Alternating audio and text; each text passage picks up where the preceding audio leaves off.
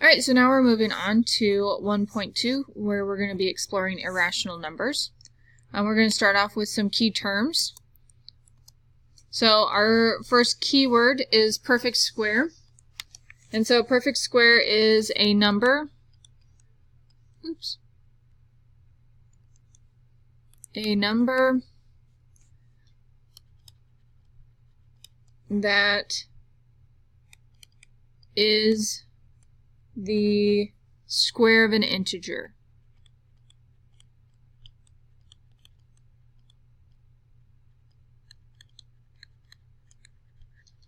So 4 would be a perfect square because 4 is equal to 2 squared. Or 9 is a perfect square because that is equal to 3 squared. So those are perfect squares. A square root is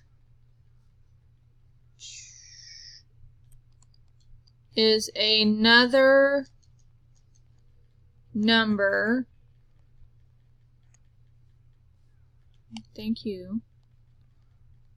Menu. Another number that when multiplied by itself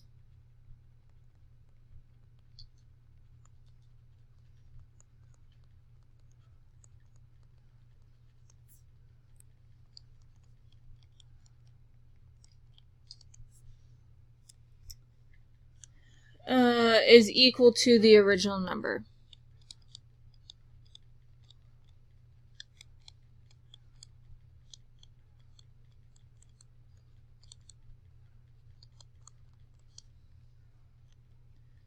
So if I were to do, and it has this symbol, this is the symbol of a square root. So if I were to do the square root of 16, I know that 4 times 4 equals 16, so my answer is 4. So, again, symbol for square root is the radical sign. Alright, and then we have irrational numbers, and these are numbers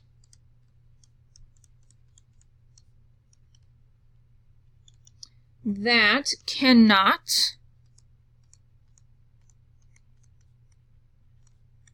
be written in the form A over B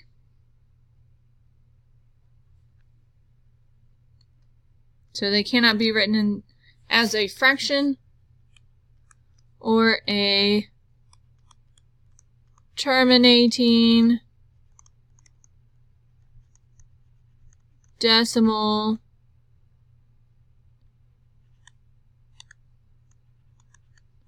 or repeating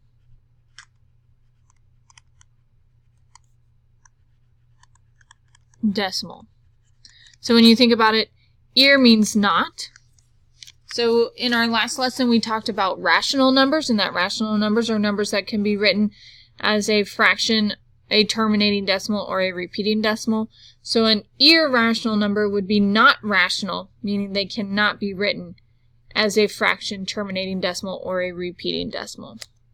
Couple more keywords. We have a rational square root. So a rational square root is defined by our book as a number A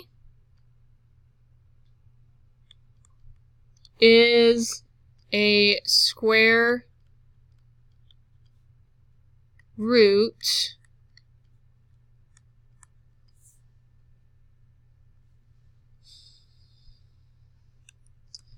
of a number B if A squared equals B. And that is for any whole number B. That is a perfect square. It's not what I was telling you to do.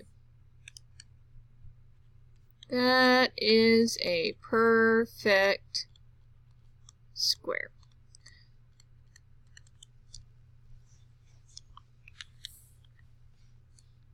So, as long as we have perfect squares, so like the square root of 81 equals the square root of 9 squared, right? Because 81 is 9 squared.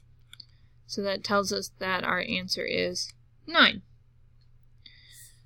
And so because it's a whole number, then this is a rational square root. Whereas an irrational square root, we're going to write this more simply, is any square root whose answer is not a whole number or repeating slash answer. It's not a whole number, repeating decimal, or terminating decimal.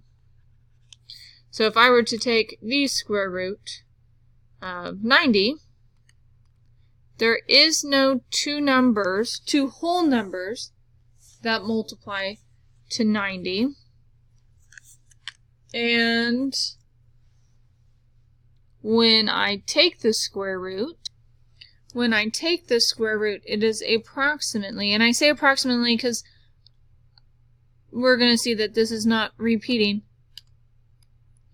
We get 9.486832981, and that's as far as my calculator goes, but that does not say that that's where it ends, and it isn't. It would just go on forever and ever.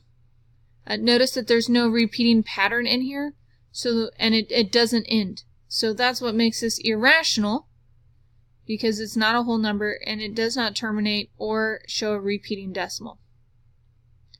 So if I do not have a perfect square, rational square roots have a perfect square, or are the square root of a perfect square, and irrational square roots are the square roots of non-perfect squares.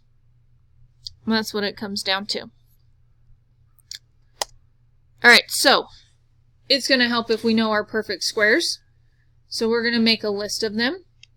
So we have 1 squared, which is 1, and 2 squared equals 4, and 3 squared equals 9, and 4 squared equals 16, and 5 squared equals 25, and 6 squared equals 36, 7 squared equals 49, 8 squared equals 64, 9 squared equals 81, 10 squared is 100, 11 squared is 121, 12 squared equals 144, 13 squared is 169, and 14 squared is 196, and then our last one, 15 squared, which is 225. Most of yours are going to be probably from 1 to 12. I give you 13, 14, and 15 because you'll run into those every once in a while. But it's important that we know, so the second columns are perfect squares. The 1, 4, 9, 16, 25, 36, 49, 64, 81, 100, 121, 144, 169, 196, and 225. Those are our perfect squares. The reason I give you the other part of it is so that you know that when you take the square root of, say, 144, your answer is 12. And you take the square root of 225, your answer is 15. So, those are our perfect squares. I'm going to stop our video here, and second video will have our examples in it.